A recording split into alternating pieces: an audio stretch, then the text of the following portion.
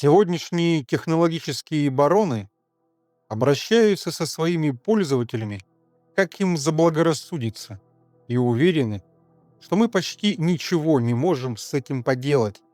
Облачное восстание способно все изменить. Эти слова принадлежат Янису Варуфакису. Тогда я готовил большой выпуск о будущей доминирующей экономической формации, которая должна прийти на смену капитализму. Мне попалась его статья «Свержение наших технологических повелителей».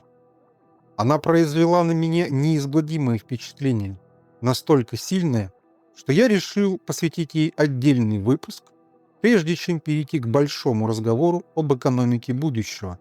Уверенность технологических баронов держится на созданной ими среде. В одной платформе сходятся наши контакты, переписка, фотографии, рабочие связи и репутация. Ее владелец определяет, что мы видим, кому будем видимы и на каких условиях получим доступ к рынку, аудитории или работе. Человек входит в эту систему как пользователь, продавец, работник и источник данных. Право уйти сохраняется. Цена выхода измеряется потерей цифровой биографии и социальной среды, накопленной за годы. Поэтому пользовательское согласие все чаще сводится к принятию правил, составленных владельцем инфраструктуры. Выбор помещен между кнопкой «Согласен» и потерей доступа. Он породил людей не столько собственнических, сколько ставшие чьей-то собственностью. Вернее, людей, уже не способных владеть собой. Так появляется центральный образ статьи. Человек формально свободен, но все хуже распоряжается вниманием, данными и условиями собственного участия. Облачный капитал принадлежит платформе, а поведение пользователя становится материалом для ее роста. Выражение «технологическое рабство» требует точности. Исторически рабство означало владение человеком как вещью. Пользователь цифровой платформы сохраняет телесную и юридическую свободу. Здесь возникает совершенно другая зависимость. Чужая инфраструктура организует труд, общение и выбор, меняет правила в одностороннем порядке и извлекает стоимость из повседневной активности миллионов людей. То, кому принадлежит цифровой инструмент человеку или человек в цифровой инфраструктуре. В августе 2000 года художник Стелларк провел в Сиднее перформанс «Моватар». Он вошел в металлический экзоскелет, ногами Стелларк управлял самостоятельно, а движение его рук задавала через интернет анонимная группа участников. Тело оставалось человеческим, часть движений принадлежала невидимой сети. До появления Facebook и Twitter оставались всего годы. Google лишь набирал силу. Интернет все еще воспринимался как открытый форум суверенных участников. Моватар показал иной сценарий. Человек физически остается собой, а направление его действий формируется внешней системой. Моватар Стелларка предсказал, что произойдет с нами, когда традиционный капитал превратится в облачный, из произведенного средства производства произведенное средство модификации поведения. Для Варуфакиса здесь происходит принципиальный переход. Станок увеличивал способность производить вещи. Облачный капитал увеличивает способность формировать поведение. Реклама, доставка и поиск становятся видимой частью процесса. Глубже лежит превращение человека в предсказуемый, измеримый и направляемый объект. Реальная власть возникает из соединения трех элементов: огромного массива данных, непрозрачной системы рекомендаций и права собственности, позволяющего немногим менять правила для миллиардов.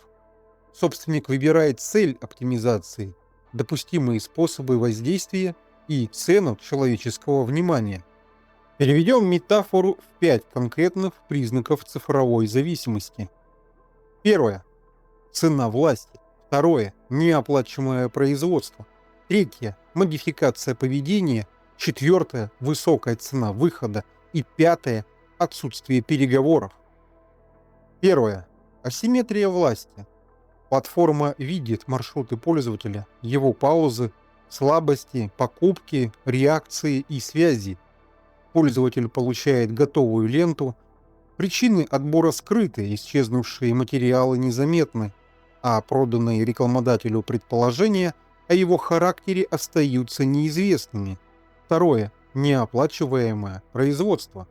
Каждый поиск, оценка, фотография, маршрут и исправленная ошибка обучает цифровой сервис. Из повседневных действий возникает актив, принадлежащий платформе. Варуфакис называет такого пользователя облачным крепостным. Его активность создает стоимость, хотя сам он воспринимает ее как общение, развлечение или удобство. Третье. Модификация поведения. Рекомендательная система работает через небольшие сдвиги вероятности, задерживает взгляд, вызывает раздражение, усиливает страх упустить возможность, делает одну покупку естественной, другую почти невидимой. Способность отказать сохраняется, однако архитектура выбирает вступать в действие раньше осознанного решения. Четвертое. Высокая цена выхода. Удаление аккаунта занимает несколько минут. Вместе с ним исчезают связи, репутация, фотография, подписчики, рабочие контакты и накопленная история. Формальная простота действий скрывает социальную стоимость разрыва.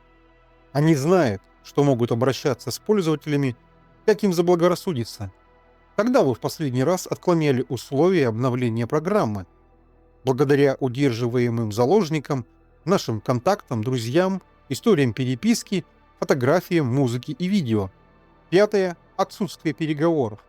Кнопка «Я согласен» изображает добровольность, хотя условия полностью составлены одной стороной и меняются по ее усмотрению.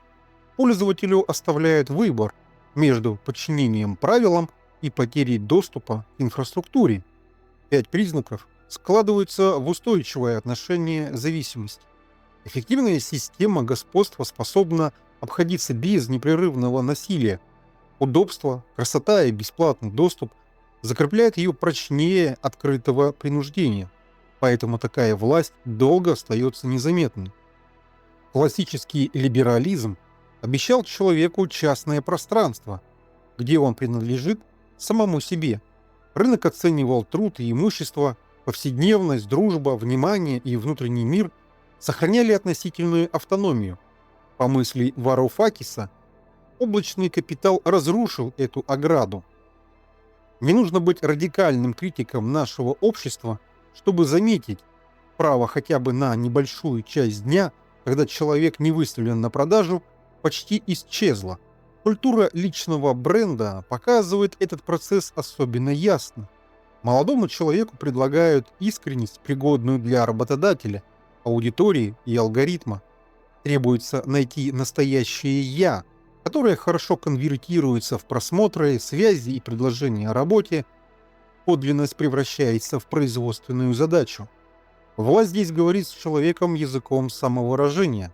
Будь собой, постоянно, публично и результативно. Человек сам делает фотографию, пишет пост и проверяет реакцию. Критерий успешного «я» при этом задает среда, находящаяся под чужим контролем. Облачный капитал раздробил человека на фрагменты данных, превратил его идентичность в совокупность выборов, выраженных щелчками мыши, которыми теперь способны манипулировать алгоритмы. Алгоритм обрабатывает уже существующие черты личности, привычки и желания. Люди спорят с рекомендациями, уходят с платформ, меняют взгляды и творчески используют сеть. Свобода включает способность выбирать, формировать собственные желания и сохранять пространство, свободное от чужой системы оптимизации. Мы не стали безвольными. Нет, у нас похитили способность концентрироваться. Эта фраза гораздо сильнее любых разговоров о тотальном контроле. Наше внимание раздроблено на короткие циклы ожидания и вознаграждения. Юридическая свобода остается, а способность долго удерживать собственную мысль ослабевает.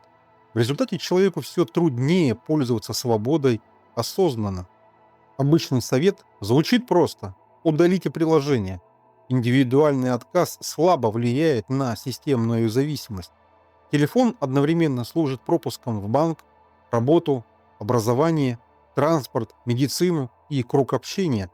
Выход из одного цифрового феода часто приводит человека в другой. Можно отключиться от интернета, выключить телефон, пользоваться наличными вместо банковской карты. На время это способно помочь, но проблемы не решит. Зависимость усиливает сетевой эффект. Ценность социальной сети создают уже присутствующие в ней люди. Силу торговой площадки создает концентрация продавцов и покупателей. Облачный феод удерживает пользователя качеством сервиса и угрозой оказаться за пределами полноценной социальной и экономической среды. Предмет критики здесь – устройство собственности и подотчетности. Навигация, связь, поиск и искусственный интеллект расширяют человеческие возможности. Опасность возникает, когда инфраструктура общего пользования принадлежит субъекту, который зарабатывает на изменении нашего поведения и самостоятельно устанавливает правила для всех участников. Подотчетная инфраструктура – условие человеческой автономии. В 20 веке государство ограничивало цену, поддерживало профсоюзы и разделяло монополии. Стандарт Ойл состояла из заводов, трубопроводов и бензоколонок. Ее разделение требовало огромной политической воли, однако материальные границы бизнеса позволяли создать региональные компании. Однако как сегодня разделить Amazon, Meta, PayPal или ту же Tesla? Механическое разделение платформы сразу вызывает новые вопросы. Кому достанется общая сеть контактов? Где будут храниться данные и история? Как распределяться алгоритмы? При сохранении общей инфраструктуры границы между новыми компаниями становятся условными. Антимонопольная политика сталкивается с объектом совершенно иного типа. Государство располагает действенными средствами, переносимостью данных, совместимостью сервисов, запретом отдельных практик слежки, прозрачностью рекомендаций и реальным правом отказаться от профилирования. Эти меры уменьшают зависимость. Вопрос собственности при этом остается открытым. Кому должен принадлежать облачный капитал? Альтернатива Варуфакиса начинается с демократизации компаний. Каждый работник получает одну непередаваемую акцию и один голос. Стратегия распределения доходов, найм и развитие определяются коллективно. Фондовый рынок и разделение на владельцев прибыли и продавцов труда должна исчезнуть. Вторая мера – закон о социальной ответственности. Общественные жюри оценивают полезность корпорации и в крайнем случае могут лишить компанию регистрации. Третье – отказ от фиктивно-бесплатных сервисов. Вместо продажи нашего внимания платформа получает микроплатежи, а биль о цифровых правах дает человеку контроль над тем, какие данные и кому он разрешает использовать. Чтобы наш разум принадлежал каждому из нас, облачный капитал должен принадлежать всем нам. Сила проекта Варуфакиса заключена в идее демократической собственности. Политические механизмы пока остаются уязвимыми. Большинство работников способно поддержать манипулятивный алгоритм ради дохода. Общественное жюри может попасть под влияние лоббистов. Коллективное управление замедляет решения. Цифровой кошелек Центрального банка без жестких гарантий приватности способен превратить частную облачную власть в государственную систему наблюдения. Автономии угрожает частная монополия и публичная бюрократия, действующая от имени большинства. Общая собственность требует разделения полномочий, открытого кода критических алгоритмов, независимого аудита, права на анонимность и реальной возможности выхода. Главный интеллектуальный ход Варуфакиса состоит в переустройстве цифровой среды. Технологии модификации поведения могут стать технологиями сотрудничества, если изменить отношение собственности и власти внутри облачной инфраструктуры. Старое рабочее движение объединяло людей у фабричных ворот. Облачные работники и пользователи изолированы личными экранами. Та же сеть одновременно создает возможность для новой координации, способной охватить работников, потребителей и малый бизнес в разных странах. Varoufakis предлагает соединить три группы: облачных пролетариев, работников, которыми управляют цифровые системы, облачных крепостных, пользователей, бесплатно создающих данные и внимание, и облачных вассалов, малый бизнес, вынужденный платить платформе ренту за доступ к рынку. В качестве примера Varoufakis предлагает однодневную международную акцию против Amazon. Работники складов пропускают смену, пользователи на сутки прекращают покупки. Личная цена для каждого участника остается небольшой, а одновременный удар по доставке и выручке способен превзойти эффект локальной забастовки. Вместо максимальной личной жертвы ради минимальной общей выгоды возникает противоположное соотношение. Минимальная личная жертва приносит значительные общие и индивидуальные выгоды. Очевидное слабое место этой идеи – координация.